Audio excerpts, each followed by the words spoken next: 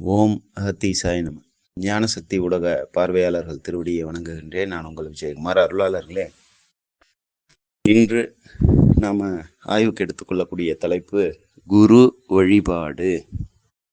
குரு வழிபாடு, சித்தர்கள் திருவடி பூஜை எப்படி செய்யறது அப்படின்னு மிக எளிமையாக மகான் ஆறுமுக அரங்க மகா தேசிகர் ஓங்கார குடிலாசான் தெரிவிச்சிருந்தாங்க.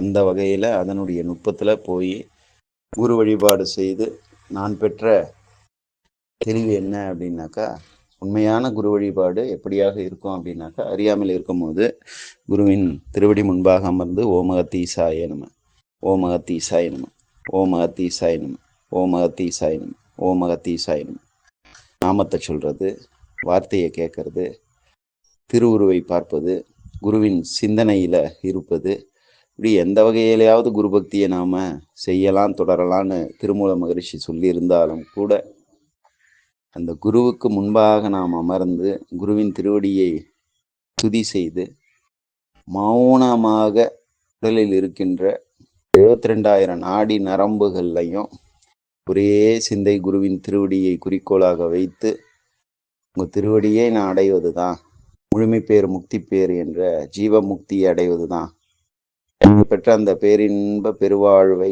நானும் அடைவது தான் அப்படின்ற அந்த வார்த்தையை கூட கேட்காம மௌன நிலையில குருவின் திருவடியை உற்று நோக்குவது தான்.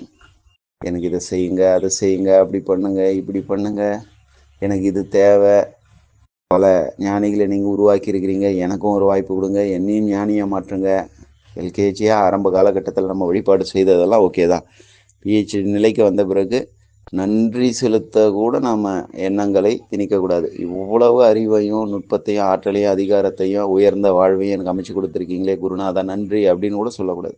ஏன்னா குருவுக்கு தெரியும் நமக்கு விதி என்னவாக இருந்தது, இப்போ என்னவாக அவர் மாற்றி கொடுத்துருக்கிறார், இனி என்ன நிலைக்கு அவர் நம்மளை கூட்டிட்டு போய் உட்கார வைக்க போறாருன்னு அவரு நம்மை சார்ந்து ஒரு முடிவு எடுத்து வச்சிருப்பார், விதியை சார்ந்து ஒரு முடிவு எடுத்து வச்சிருப்பார்.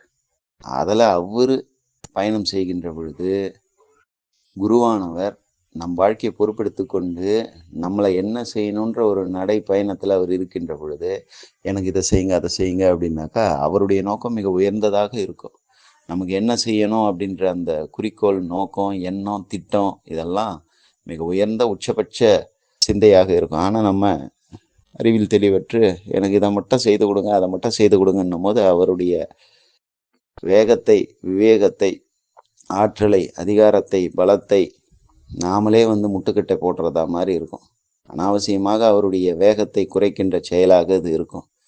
நம்ம பிரார்த்தனை உட்காந்து கேட்டுட்டு இருந்தாருனாக்கா அவர் நிர்ணயித்து இருக்கின்ற இலக்கை 2 நாள் லேட்டாக அடைகிற மாதிரி ஆகிடும். நம்ம குருவை புரிந்து கொள்ளவே தகுதியற்றவர்கள். குருவினுடைய ஆற்றல் அதிகார நிலைகளை அறிந்து கொள்வதற்கு, புரிந்து கொள்வதற்கே நமக்கு தகுதி இல்லை. அது மாபெரும் ஆக்கச்சக்தி. குறிப்பாக பேராசை, சீனம், கடம்பற்று, உயரத்தாழ்மன பன்மை, முறையற்ற பால்காவற்சிய வஞ்சம், இந்த தீய குணங்கள் அண்டாமல் நம்மை காப்பாற்றக்கூடிய ஒரு கேடயம் குரு.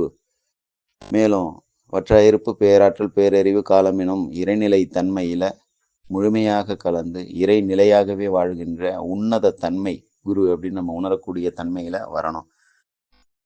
அதுக்கு பேர் தான் குரு வழிபாடு. உண்மையான குரு வழிபாடு அப்படின்றது இதுதான். புறத்துல உண்மையான குரு வழிபாடு, புற பூஜை என்னவோ விழுந்து வணங்குங்க, ஆசான் அகத்தியர் சிலையை வச்சு வழிபாடு செய்யுங்க, திருவடியை பற்றி தொழுங்க, எல்லாம் செய்யுங்க. கண்களை மூடி தியானத்தில் அமர்கின்ற பொழுது குருவின் திருவடியை மற்றும் ஒரே நோக்காக பற்றுவது. இன்னும் தெளிவு பெற்ற ஆன்மீகவாதி தன்னுடைய உயிரை பற்றுவது. உயிர் தான் குரு, நம்மளுடைய உயிர் தான் குரு. இந்த உயிரை வளப்படுத்துவதற்குண்டான பயிற்சி செய்கின்ற பொழுது உண்மையான குரு வழிபாடாக அது மாறுது. புரிதலுக்கு நன்றி. ஓம் சிவாய. அகத்தீசாய நம.